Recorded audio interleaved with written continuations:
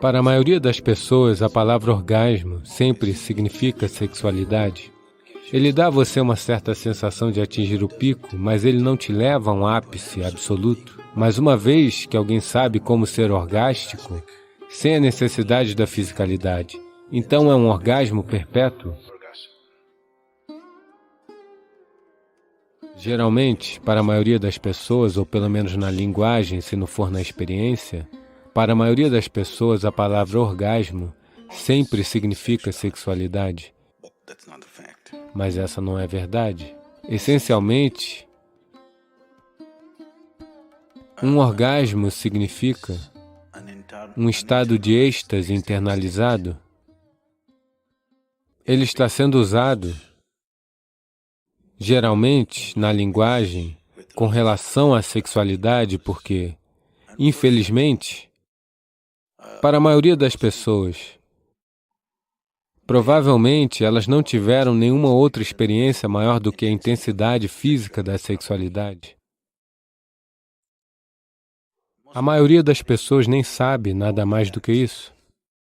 Então, eles começaram a usar a palavra orgasmo para a sexualidade. A palavra orgasmo significa muito mais do que isso, que todo o seu organismo atingiu um certo ápice. A sexualidade não faz isso. Ela dá a você uma certa sensação de atingir o pico, mas não leva a um ápice absoluto, onde todas as células do seu corpo explodiriam. Então, é que sexualidade ou sexo é uma atividade inadequada para ser descrita como um orgasmo. É inadequada. É que, quando fisicamente se atinge um certo estado de êxtase, existe uma limitação. Mas uma vez que alguém sabe como ser orgástico, sem a necessidade da fisicalidade, então é um orgasmo perpétuo. Na Índia, nós temos uma palavra melhor para isso, nós chamamos isso de Ananda. Ananda é orgástico. Nós descrevemos Deus como um orgasmo. Nós dizemos Deus é Ananda, Brahmananda. Então, quando nós dizemos Brahmananda, o que estamos dizendo é: o que você chama de Deus é um orgasmo supremo. Se você for sincero o suficiente para olhar para a vida sem os condicionamentos dos processos religiosos instituídos, essencialmente, a única coisa que um ser humano está procurando é um estado de prazer supremo. Ele chama isso de reino de Deus, ele chama isso de paraíso, ele chama isso de qualquer coisa. Essencialmente, ele está buscando por um orgasmo supremo. Ele não está buscando por nada mais. Então, Deus foi descrito como Ananda, ou Deus foi descrito como orgasmo. Orgasmo não é uma palavra suficiente. Ananda está dizendo isso de uma forma muito mais ampla do que a palavra orgasmo diz. Então, no Oriente, nós chamamos Deus de Ananda. O orgasmo supremo é Deus. Se você quer se contentar com coisas limitadas, você pode experimentar a sexualidade, o álcool, as drogas. Isso só vai te escravizar, isso não te liberta. Porque isso não é Ananda, isso é apenas prazer. O prazer é sempre emaranhado. As pessoas buscam o prazer, essencialmente, porque falta alegria, porque falta bem-aventurança. Se você está radiante, você definitivamente não buscará prazer, não é mesmo? Se você estivesse nesse momento realmente radiante, você buscaria prazer? O prazer é apenas uma sombra da bem-aventurança. Nunca é a coisa real. Ele apenas dá a você uma sombra. Mas, quando você não conhece a coisa real, até uma sombra serve. Eu não sou contra isso. Mas, se você não perceber a limitação do prazer, você ficará emaranhado nele. Quanto mais e mais você busca o prazer, mais e mais você fica emaranhado nos objetos de prazer. Mas quanto mais e mais bem-aventurado você se torna, mais e mais você se liberta de tudo. Quando você está verdadeiramente radiante, nada é necessário. Não é necessária comida, não é necessário dormir, nem mesmo a vida é necessária. Na verdade, quando você está verdadeiramente radiante, você está disposto a morrer? Por favor, veja isso. Apenas aquele que está constantemente disposto a morrer, a cada momento da sua vida, apenas aquele irá conhecer a vida. Porque, se você não souber cair no abismo da vida, você nunca conhecerá o ápice da vida. A vida é uma dentro da outra, esse é o problema. Mas as pessoas pensam que uma está contra a outra porque estão usando sua mente lógica para decifrar a vida. A vida e a morte estão uma dentro da outra. Elas são uma após a outra? Elas não são uma após a outra, elas são uma dentro da outra. Por favor, veja. E somente se você estiver disposto a cair naquele abismo da morte, você conhecerá o ápice da vida. Geralmente, na língua inglesa, se você estiver em uma condição desesperadora, nós dizemos, é dito em inglês, você está caindo em um poço sem fundo. Por favor, entenda isso. Olhe para a natureza superficial da compreensão das pessoas. Se um poço não tem fundo, não existe mesmo nenhum perigo, não é?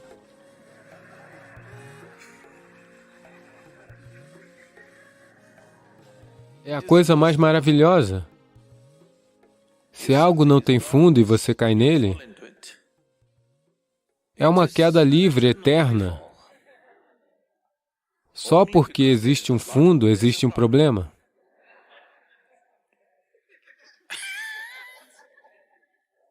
Aconteceu uma vez. Shankaran Pillai caiu do segundo andar e ele se machucou. As pessoas se reuniram ao redor dele e perguntaram, a queda te machucou? Ele disse, seus idiotas, não foi a queda, foi a parada.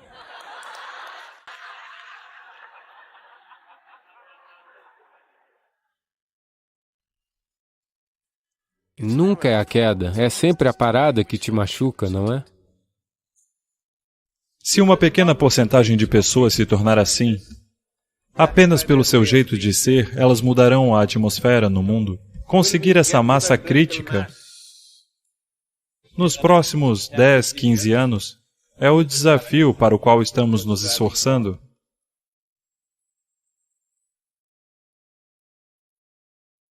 Namaskaram, Sadhguru.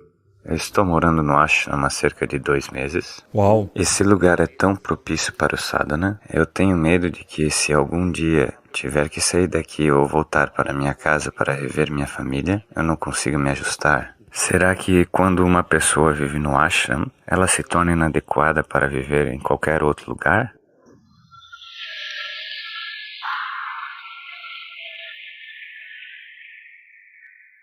Por que você não vê dessa forma ao viver em sua casa, no lugar que você chama de lar?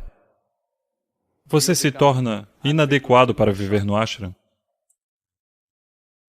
Mas eu consegui por 2 meses. Então, é assim. Você vê coqueiros. Você não vê muitos aqui, mas se você for aqui ao lado, nossos coqueiros estão se saindo bem, produzindo bem, melhor do que... Na realidade, nossa organização de produtores agrícolas, que é composta principalmente por produtores de coco e de nozes de areca, se tornou uma das 5 principais organizações de produtos agrícolas do país. Então, isso significa que estão produzindo muito bem? Os cocos e as nozes de areca estão produzindo muito bem. Então, vamos fazer uma coisa. Pegue os mesmos coqueiros e leve-os para o topo da montanha. Isso é muito bom. Será bom ter coqueiros lá em cima? Quando nós subirmos e estivermos com muita sede, ter um coco verde lá em cima será fantástico. Mas se você colocar os coqueiros lá em cima, todos eles vão murchar e morrer. Porque diferentes tipos de vida precisam de diferentes tipos de ambiente. Diferentes tipos de solo, diferentes tipos de clima.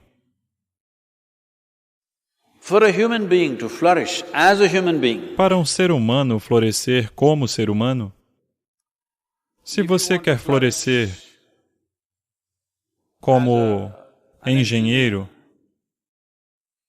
talvez, eu não deveria dizer isso, mas talvez, porque não estamos construindo tanto quanto deveríamos, então talvez este não seja o lugar mais propício. Se você quer crescer como médico, talvez este não seja o lugar propício, não há pessoas doentes o suficiente. Se você quer ser advogado, se você quer crescer como advogado, este não é um bom lugar, porque não há disputas o suficiente. Então você não pode crescer como advogado. Mas, se você está vendo como este ser deve crescer, ele precisa de uma certa atmosfera. O ashram é projetado para isso, não para você crescer como outra coisa. Talvez uma cidade, ou uma área industrial, ou um tribunal de justiça sejam melhor para esses outros tipos de crescimento. Mas se você quer crescer como ser, toda a atmosfera foi criada para isso. Mas se você quer crescer como o ego, este é um lugar muito ruim para viver. Um lugar muito ruim. Não é bom. Você murchará mais rápido do que um coqueiro na montanha. Então, diferentes espaços são criados por diferentes motivos. Primeiro você deve decidir qual é o propósito e a direção da sua vida. Depois disso, onde ficar virá naturalmente. Aonde ficar? Você quer ser engenheiro industrial, mas você vai para a praia? Não é bom. Não há nada para fazer lá. A praia é para pessoas que estão de folga, de férias, apenas sentadas lá curtindo o mar e a areia e tudo mais. Aquele não é um lugar para se construir uma indústria. Então, para isso, você tem que estar num outro tipo de lugar. Mas você quer crescer como ser. Você não está interessado em se tornar, em crescer numa profissão, mas você quer crescer como ser.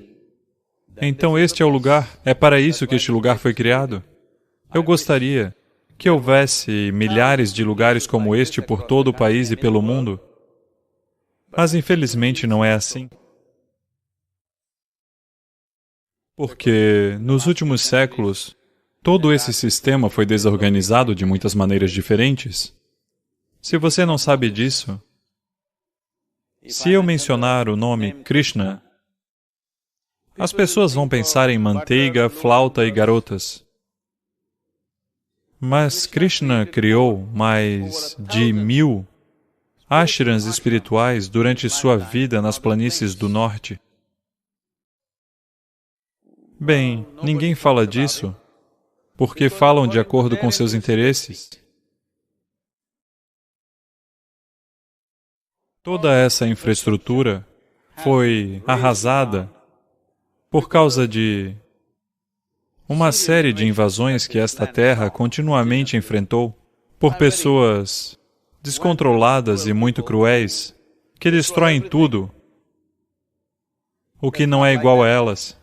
Se você não é igual a elas, você está morto. Essa é a política delas. Levamos um grande golpe, mas é hora de reconstruir. Como eu disse, até 2025 teremos uma infraestrutura aqui para 10.000 pessoas praticarem sadhana por 7 meses ao ano. A ideia é construir uma infraestrutura suficiente para que exista uma população substancial espiritualmente forte, não que pertença a esse ou aquele grupo, mas internamente estável e tranquila. Não precisamos fazer isso para todas as 7,3 bilhões de pessoas. Se uma pequena porcentagem de pessoas se tornar assim, elas não precisarão ensinar nada. Apenas pelo seu jeito de ser, elas vão mudar a atmosfera no mundo.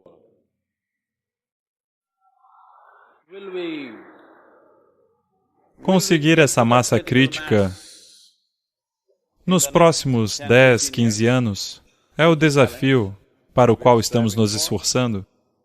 Pessoas jovens que ainda não são vaidosas ou que não estão emaranhadas,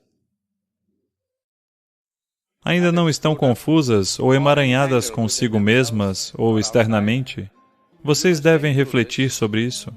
Porque como uma geração de pessoas temos essa possibilidade de que, da mesma forma como a ciência e a tecnologia libertaram nossas vidas do processo de sobrevivência, estamos chegando a um ponto em que as pessoas estão falando sobre isso. Pode parecer utópico agora, mas acontecerá. As pessoas estão dizendo que daqui a 20, 25 anos, ninguém no planeta precisará trabalhar.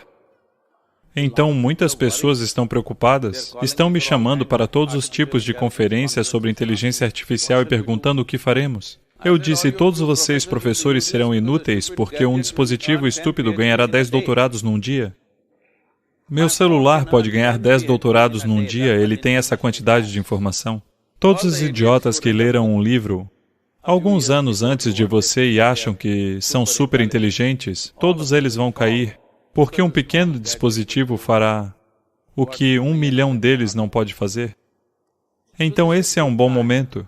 As pessoas estão com medo, o que acontecerá com nossos empregos? Eu disse, vocês estarão de férias para o resto da vida, que maravilha. De qualquer forma, eu não vejo professores indo para o trabalho com grande alegria, dançando. Quantos professores entram dançando em suas salas de aula, em êxtase total? Agora, o seu celular recitará Gita, Vedas, Corão, Bíblia, seja lá o que você quiser, com uma análise total. Que página você quer? Que assunto você quer? Se você apenas perguntar, eu quero saber sobre o que Deus falou sobre libertação.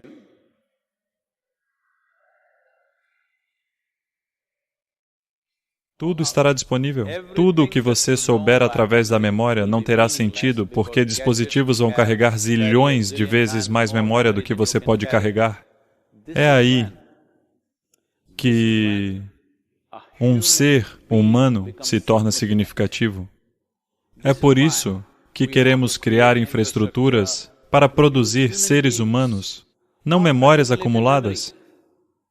É isso que dissolver ou demolir o seu karma significa, em vez de ser um acúmulo de memórias, você está se tornando um ser. Então esta atmosfera foi criada para isso.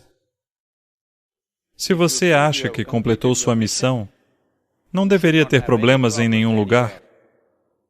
Se você é uma obra em progresso, então você não deveria sair. Você deve finalizar o trabalho, porque algo feito pela metade pode dar problema, sabe? Então, é importante que todos eles estão com medo de perder seus empregos. Eu estou pensando em como lidar com isso,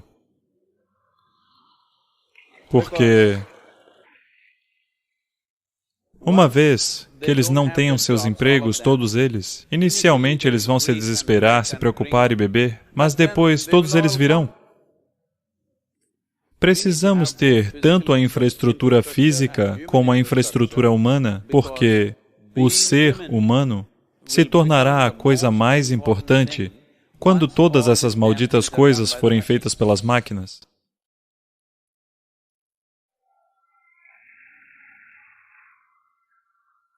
Então você deve ficar por mais algum tempo e terminar seu trabalho. Então você verá, onde quer que vá, você ficará bem. Eu saio para o mundo mais do que você. Eu estou bem em qualquer parte do mundo. As pessoas me perguntam, você sabe, Eu, por acaso, estava num desses eventos glamurosos em Mumbai. Então, algumas pessoas estavam preocupadas como receber o Sadhguru nesse tipo de evento de revista. Sabe, é muito glamour, o jeito como as pessoas estão vestidas, estão bebendo, estão fazendo isso. Eu disse, o que faz você pensar que eu ficaria perturbado pela forma como estão vestidos ou não estão vestidos? Ou o que estão bebendo ou comendo? O que faz você pensar que isso me perturbaria de alguma forma? Minha espiritualidade não é tão frágil? Que alguém que esteja comendo algo, alguém que esteja bebendo alguma coisa, alguém que esteja vestido ou não esteja vestido, isso nem é uma questão para mim, não é sequer uma questão para mim.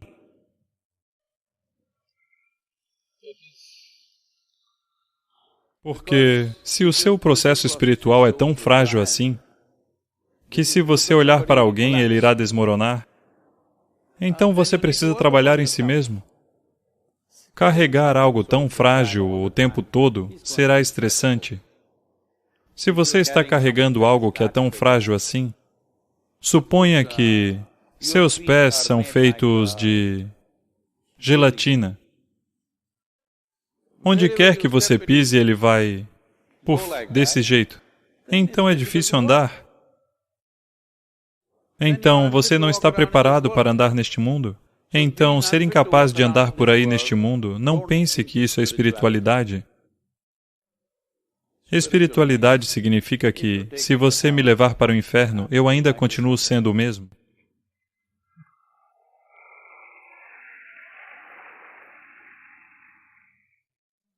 Não, eu não disse que sua casa é um inferno, mas eu disse... Você disse algo.